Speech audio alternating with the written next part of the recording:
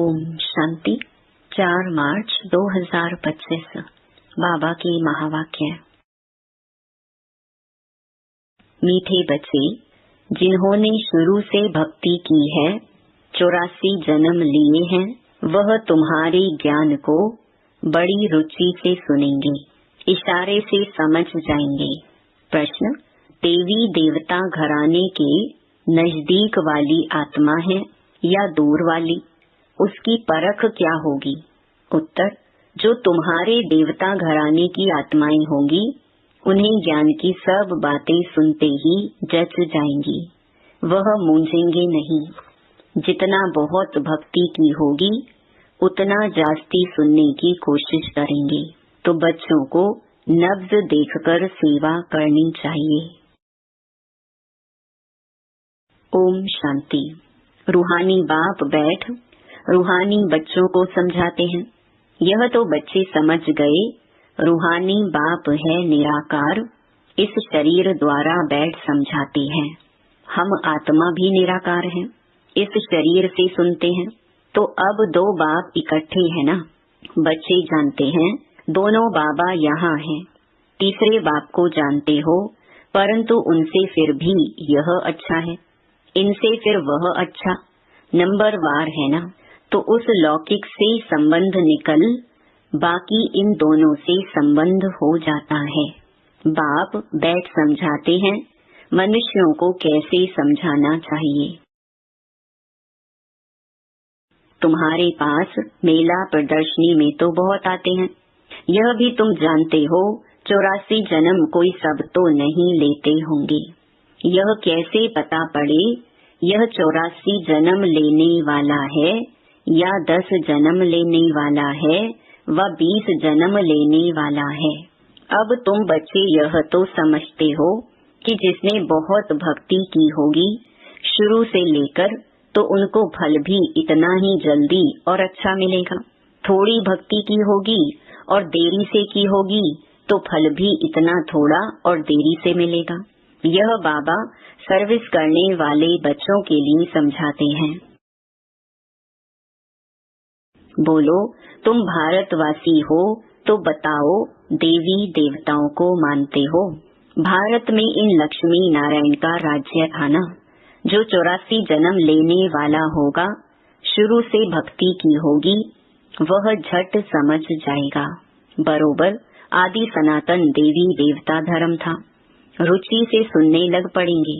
कोई तो ऐसे ही देखकर चले जाते हैं, कुछ पूछते भी नहीं, जैसे कि बुद्धि में बैठता नहीं। तो उनके लिए समझना चाहिए यह अभी तक यहाँ का नहीं है, आगे चल समझ भी लेंगे। कोई का समझाने से झट कांध हिलेगा। बरोबर इस हिसाब से तो 84 जन्म ठीक है। अगर कहते हैं हम कैसे समझें कि पूरे 84 जन्म लिए हैं? अच्छा, 84 नहीं तो 82 देवता धर्म में तो आए होंगे। देखो, इतना बुद्धि में जचता नहीं है, तो समझो यह 84 जन्म लेने वाला नहीं है। दूर वाले कम सुनेंगे। जितना बहुत भक्ति की हुई होगी, वह जास्ती सुनने की कोशिश करेंगे, झट समझ जाएंगे। ड्रामा रिपीट तो होता है ना। सारा भक्ति पर मदार है। इस बाबा ने सबसे नंबर 1 भक्ति की है ना। कम भक्ति की होगी तो फल भी कम मिलेगा। यह सब समझने की बातें हैं। मोटी बुद्धि वाले धारणा कर नहीं सकेंगे। यह मेले प्रदर्शनियां तो होती रहेंगी, सब भाषाओं में निकलेंगी। सारी दुनिया को समझाना है ना। तुम हो सच्चे सच्चे पैगंबर और मैसेंजर। वह धर्म स्थापक तो कुछ भी नहीं करते, न वह गुरु हैं। गुरु कहते हैं, परंतु वह कोई सदगति दाता थोड़े ही हैं। वह जब आते हैं, उनकी संस्था ही नहीं तो सदगति किसकी करेंगे? गुरु वह जो सदगति दे, दुख की दुनिया से शांति धाम ले जाए। क्राइस्ट आदि गुरु नहीं, वह सिर्फ धर्म स्थापक हैं।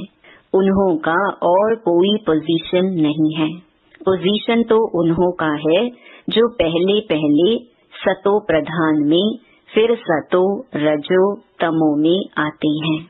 वह तो सिर्फ अपना धर्म स्थापन कर पुनर्जन्म लेते रहेंगे। जब फिर सबकी तमो प्रधान अवस्था होती है तो बाप आकर सबको पवित्र बनाए ले जाते हैं। पावन बना तो फिर पतित दुनिया में नहीं रह सकते। पवित्र आत्माएं चली जाएंगी मुक्ति में, फिर जीवन मुक्ति में आएंगी। कहते भी हैं वह लिबरेटर है, गाइड है, परंतु इसका भी अर्थ नहीं समझते। अर्थ समझ जाएं तो उनको जान जाएं। सतयुग में भक्ति मार्ग के अक्षर भी बंद हो जाते हैं। यह भी ड्रामा में नोंद है, जो सब अपना अपना पार्ट बजाते रहते हैं।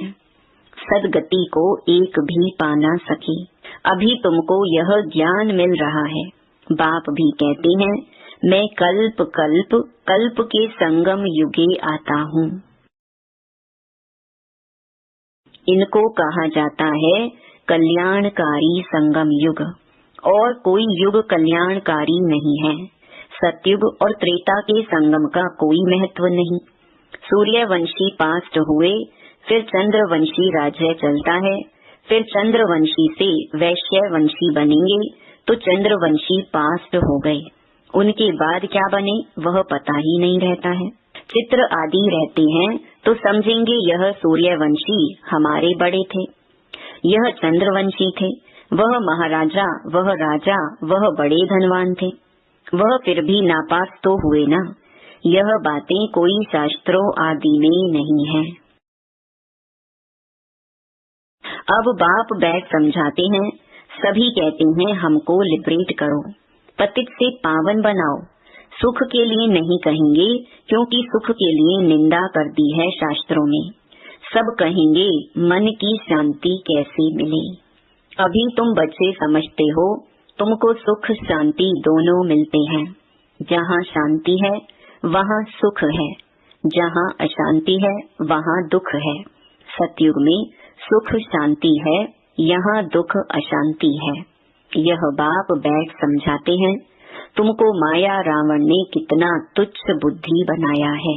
यह भी ड्रामा बना हुआ है। बाप कहते हैं मैं भी ड्रामा के बंधन में बांधा हुआ हूँ। मेरा पार्ट ही अभी है जो बजा रहा हूँ। कहते भी हैं बाबा कल्प कल्प आप ही आकर भ्रष्टाचारी पतित से श्रेष्ठाचारी पावन बनाते हो। भ्रष्टाचारी बने हो रावण द्वारा। अब बाप आकर मनुष्य से देवता बनाते हैं। यह जो गायन है उनका अर्थ बाप ही आकर समझाते हैं। उस अकाल तख्त पर बैठने वाले भी इसका अर्थ नहीं समझते। बाबा ने तुमको समझाया है आत्माएं अकाल मूर्त हैं। आत्मा का यह शरीर है रथ, इस पर अकाल अर्थात जिसको काल नहीं खाता वह आत्मा विराजमान है। सतयुग में तुमको काल नहीं खाएगा। अकाले मृत्यु कभी नहीं होगी। वह है ही अमर लोक, यह है मृत्यु लोक। अमर लोक मृत्यु लोक का भी अर्थ कोई नहीं समझते हैं। बाप कहते हैं मैं तुमको बहुत सिंपल समझाता हूँ। सिर्फ माँ मेकम याद करो तो तुम पावन बन जाएंगे। साधु संत आदि भी गाते हैं पतित पावन। पतित पावन बाप को बुलाते हैं। कहाँ भी जाओ तो यह जरूर कहेंगे पतित पावन। सच तो कभी छिप नहीं सकता। तुम जानते हो अभी पतित पावन बाप आया हुआ है, हमें रास्ता बता रही हैं। कल्प पहले भी कहा था अपने को आत्मा समझ माँ मेकम याद करो तो तुम सतो प्रधान बन जाएंगे। तुम सब आशिक हो मुझ माशूक के। वह आशिक माशूक तो एक जन्म के लिए होते हैं। तुम जन्म जन्मांतर के आशिक हो। याद करते आए हो हे प्रभु। देने वाला तो एक ही बाप है ना। बच्चे सब बाप से ही मांगेंगे। आत्मा जब दुखी होती है तो बाप को याद करती है। सुख में कोई याद नहीं करते, दुख में याद करते हैं, बाबा आकर सदगति दो। जैसे गुरु के पास जाते हैं, हमको बच्चा दो। अच्छा बच्चा मिल गया तो बहुत खुशी होगी, बच्चा नहीं हुआ तो कहेंगे ईश्वर की भावी। ड्रामा को तो वह समझते ही नहीं, अगर वह ड्रामा कहे तो फिर सारा मालूम होना चाहिए। तुम ड्रामा को जानते हो और कोई नहीं जानते, ना कोई शास्त्रों में ही है। ड्रामा माना ड्रामा, उनके आदि मध्य अंत का पता होना चाहिए। बाप कहते हैं मैं 5-5 हजार वर्ष बाद आता हूँ। यह 4 युग बिल्कुल इक्वल है। स्वास्तिका का भी महत्व है ना, खाता जो बनाते हैं तो उसमें स्वास्तिका बनाते हैं, यह भी खाता है ना। हमारा फायदा कैसे होता है, फिर घाटा कैसे पड़ता है। घाटा पड़ते पड़ते अभी पूरा घाटा पड़ गया है। यह हार जीत का खेल है। पैसा है और हेल्थ भी है तो सुख है, पैसा है हेल्थ नहीं तो सुख नहीं। तुमको हेल्थ वेल्थ दोनों देता हूँ तो हैप्पीनेस है ही। जब कोई शरीर छोड़ता है तो मुख से तो कहते हैं फलाना स्वर्ग पधारा, लेकिन अंदर दुखी होते रहते हैं। इसमें तो और ही खुश होना चाहिए, फिर उनकी आत्मा को नरक में क्यों बुलाते हो?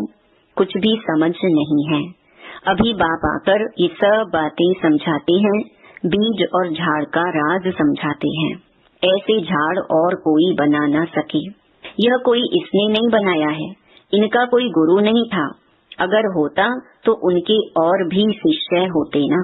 मनुष्य समझते हैं इनको कोई गुरु ने सिखाया है, या तो कहते परमात्मा की शक्ति प्रवेश करती है। अरे परमात्मा की शक्ति कैसे प्रवेश करेगी? बेचारे कुछ भी नहीं जानते। बाप खुद बैठ बताते हैं मैंने कहा था मैं साधारण बूढ़े तन में आता हूँ, आकर तुमको पढ़ाता हूँ। यह भी सुनते हैं, अटेंशन तो हमारे ऊपर है। यह भी स्टूडेंट हैं, यह अपने को और कुछ नहीं कहते। प्रजापिता सो भी स्टूडेंट है। भल इसने विनाश भी देखा परंतु समझा कुछ भी नहीं। आहिस्ते आहिस्ते समझते गए, जैसे तुम समझते जाते हो।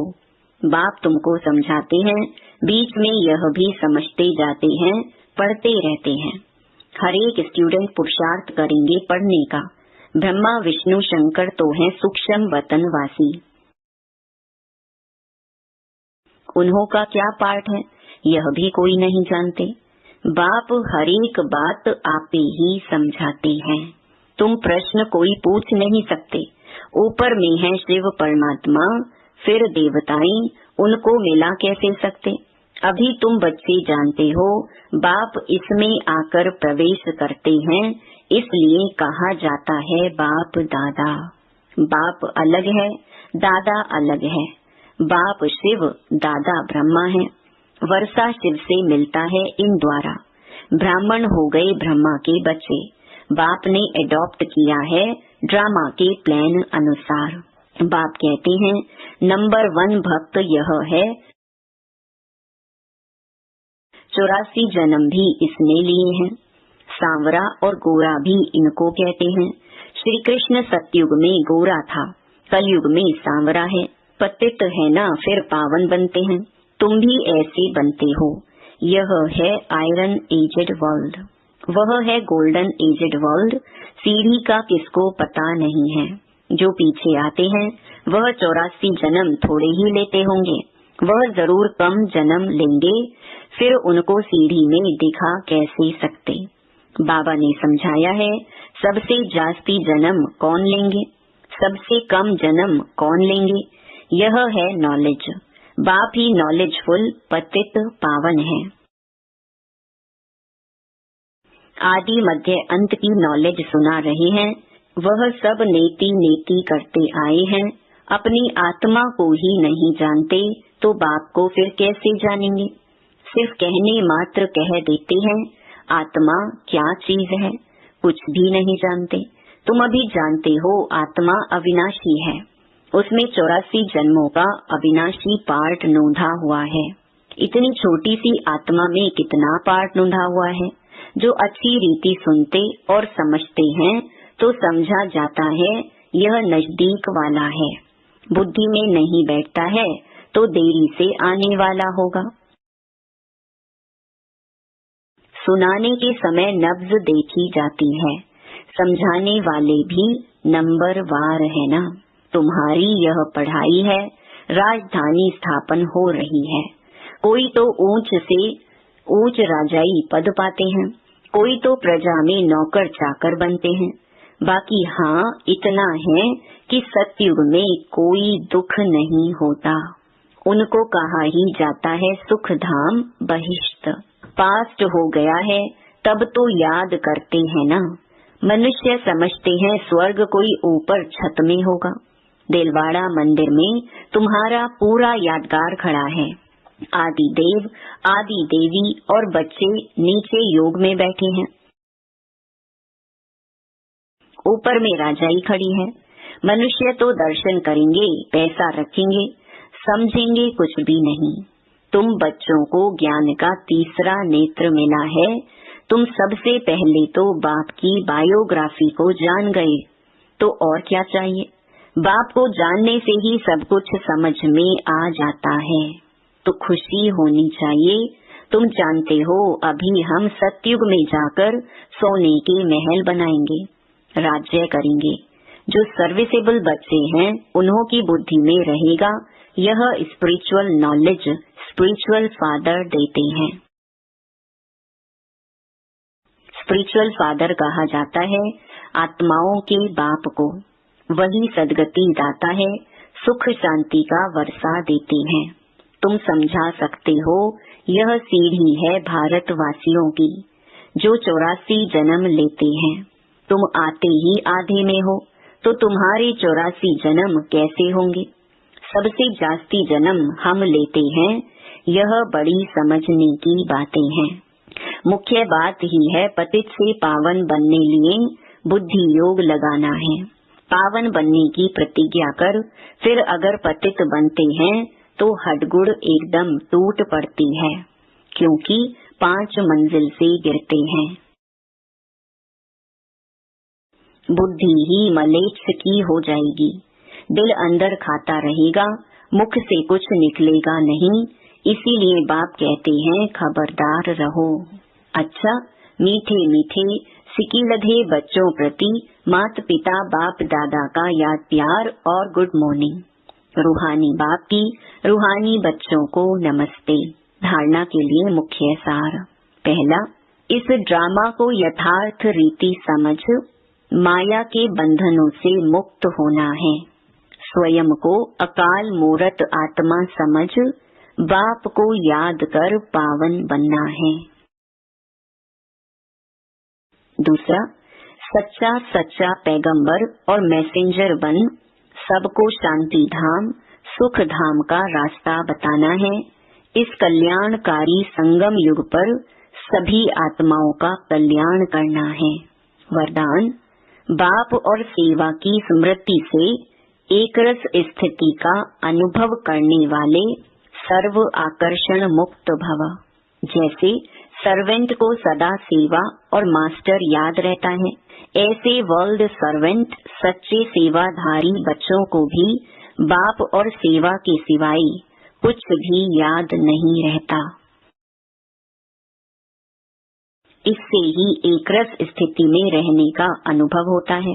उन्हें एक बाप के रस के सिवाय सब रस नीरस लगते हैं। एक बाप के रस का अनुभव होने के कारण कहाँ भी आकर्षण नहीं जा सकती। यह एकरस स्थिति का तीव्र पुरुषार्थ ही सर्व आकर्षणों से मुक्त बना देता है। यही श्रेष्ठ मंजिल है। स्लोगन, नाजुक परिस्थितियों के पेपर में पास होना है तो अपनी नेचर को शक्तिशाली बनाओ। ओम शांति।